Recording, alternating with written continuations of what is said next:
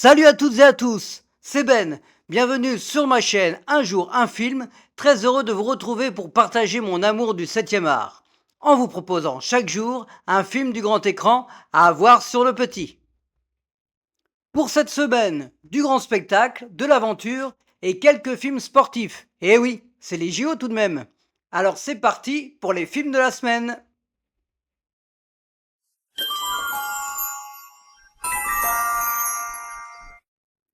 L'Armée des Ombres est un film franco-italien datant de 1969, réalisé par Jean-Pierre Melville avec Lino Ventura et Simone Signoret.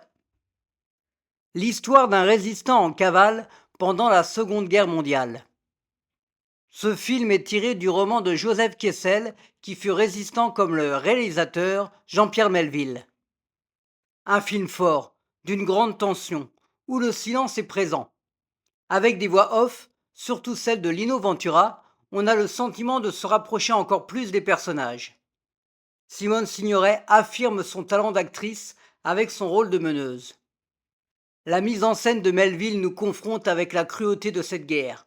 Jean-Pierre Cassel et Paul Meurice complètent ce casting parfait. Lino Ventura et Jean-Pierre Melville ne communiqueront presque pas ensemble durant le film.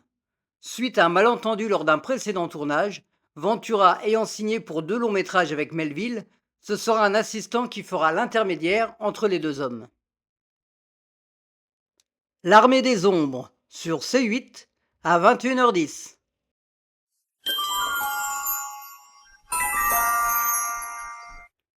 Horizon, une saga américaine, chapitre 1, est un film américain datant de 2024, de et avec Kevin Costner et Sienna Miller. Dans 3 lieux différents, la vallée de San Pedro, le territoire du Montana et la piste de Santa Fe, différents personnages vont être confrontés à leur destin. Plus de 20 ans après son dernier film Open Range, en tant que réalisateur, Kevin Costner est de retour, dans un film à l'image somptueuse, un vrai western avec des paysages à perte de vue.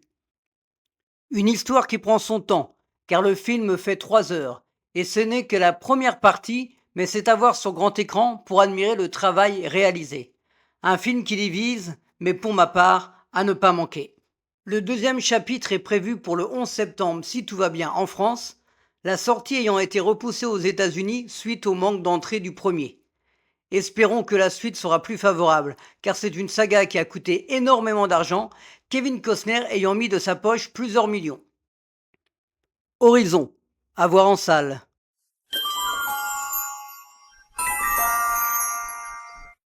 Rocky est un film américain datant de 1976, réalisé par John G. Avildsen avec Sylvester Stallone et Talia Shire.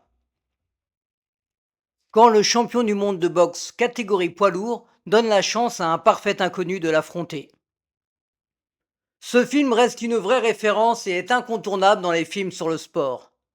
La sincérité de Stallone dans ce personnage simple et avec énormément d'humanité est bouleversante. Cela reste aussi une très belle histoire d'amour entre Rocky et Adrian. Les seconds rôles sont indispensables dans ce film. Paulie, Mickey, Apollo. Les Oscars bien mérités, dont celui du meilleur film en 1977, nous confirment encore aujourd'hui que c'est un grand film. Avec bien entendu la fameuse musique de Bill Conti gravée dans nos mémoires. C'est en regardant le combat du 24 mars 1975 entre Mohamed Ali et Chuck Wepner que Sylvester Stallone a l'idée de Rocky, et ce personnage changera sa vie. Rocky, à voir sur Amazon Prime.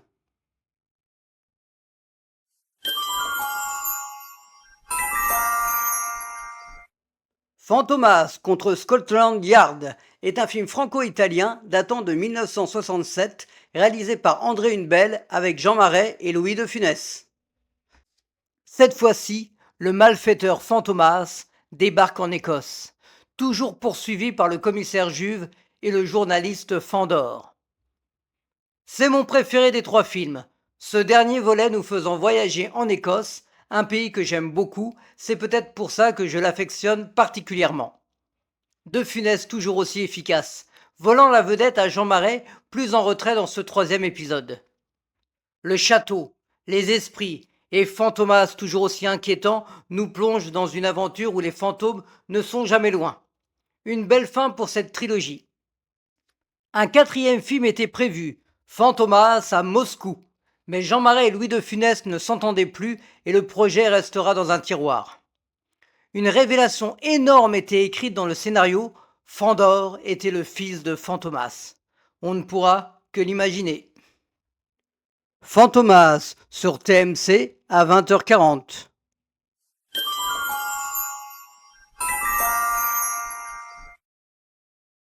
Cinquième set est un film français datant de 2021, réalisé par Quentin Reynaud, avec Alex Lutz et Anna Girardot. Quand un joueur de tennis en fin de carrière décide de se battre jusqu'au bout. Le tennis est à l'honneur dans ce film, et comme c'est l'un de mes sports préférés, j'ai regardé avec attention. C'est très bien mis en scène.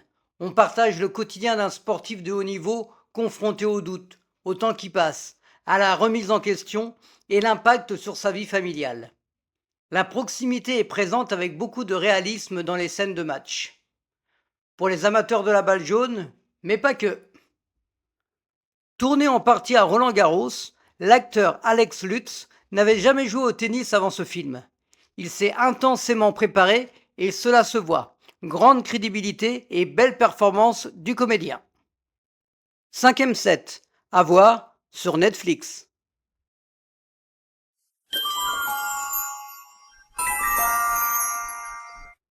Delta Force est un film israélo-américain datant de 1986, réalisé par Menahem Golan avec Chuck Norris et Lee Marvin.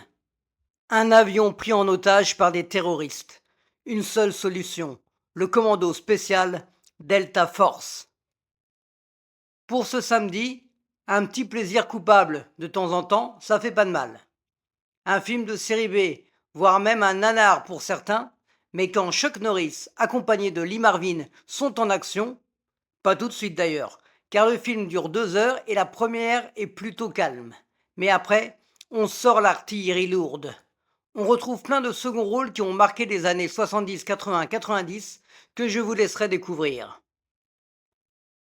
Ce fut le dernier film de Lee Marvin qui a eu une carrière bien remplie avec des films comme À bout portant de Don Siegel, Les 12 salopards de Robert Aldrich ou Canicule d'Yves Boisset et tant d'autres. Delta Force sur RTL 9 à 20h55.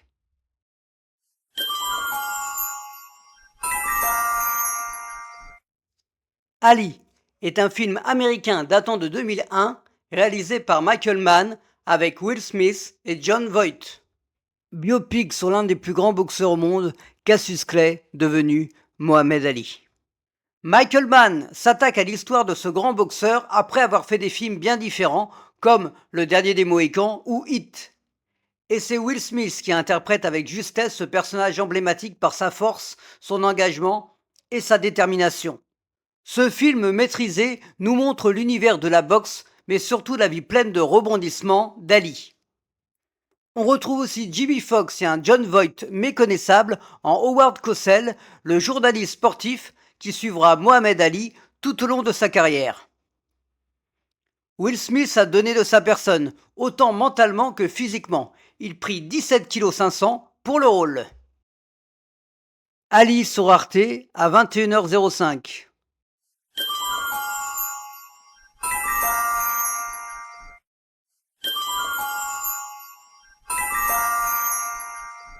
Eh oui, mon coup de cœur de la semaine sera bien entendu l'emblématique Rocky, le premier d'une saga culte.